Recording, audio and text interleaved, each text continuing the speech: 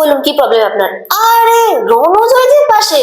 আরে দাঁড়ান দাঁড়ান, আপনি ওর গার্জেন মনে হচ্ছে, তার মানে নিশ্চয়ই ওর বাবা। আরে নমস্কার নমস্কার, বসুন বসুন। समझे?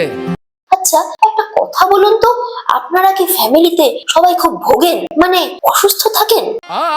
কই না তো ডাক্তার বাবু, কেন বলুন তো? না মানে ও তো প্রায়ই বলে যে খালি কাউকে না কাউকে নিয়ে ডাক্তার দেখাতে যাচ্ছে, আর তখন প্রচুর কামাইও করে। ও তাই? আমি তো বাইরে বাইরেই বেশি থাকি, তাই মনে হয় আমি জানতেই পারি না যে কে কবে অসুস্থ হলো। তুই তো দেখছি বেশ ভালোই রেসপন্সিবিলিটি নিতে শিখে গেছিস। আজকে চল বাড়িতে, তোর জন্য রিওয়ার্ড ওয়েট করছে।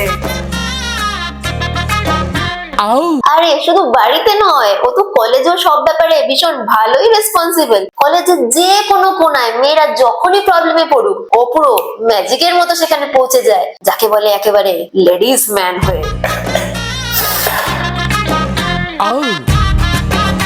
তারপরে হোস্টেলের কখন কোথায় কোন পার্টি হবে, কোথায় আফটার পার্টি হবে, সেখানে সলিড লিকুইড সব রকমের খাবারের অ্যারেঞ্জমেন্ট করার ব্যাপারে রণজয় একেবারে দারুণ রিলায়েবল, বুঝলেন কিনা?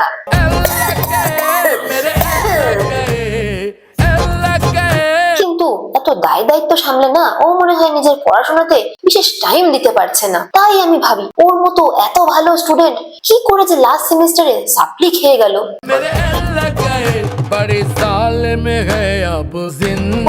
বলেনি না আপনাদের বাড়িতে? ঠিক বুঝেছি, আপনারা কষ্ট পাবেন বলে বোধহয়।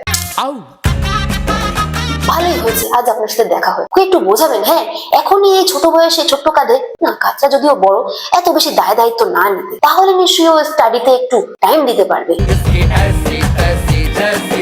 কি রণজয়, এখন তো দেখছি উইকে তোমাকে প্রায় সব ক্লাসে রোজই দেখা যাচ্ছে, তাও একেবারে আবার সামনের বেঞ্চে, আর এক্সট্রা ক্লাসও তো দেখছি মিস হচ্ছে না। ভালো ভালো। ছেড়ে দাও বাবা, কটি পেয়েছি বাবা, আর করবো না, কাপড়ের জীবনে হয়ে যাবে, ছেড়ে দাও বাবা, ছেড়ে দাও, আর করবো না এরকম, খুব ভালো করে পড়াশোনা করবো, হয়ে গেল প্যান্টে হয়ে গেল, আর ছেড়ে দাও। তা অন্য সব দায় দায়িত্ব থেকে মুক্তি পেয়েছো তো? হ্যাঁ স্যার, সব তো আপনারই দয়া। আপনি তো বাবার চোখ খুলে দিলেন, আর উনি আমার ছাল তুলে দিলেন। না আসছি।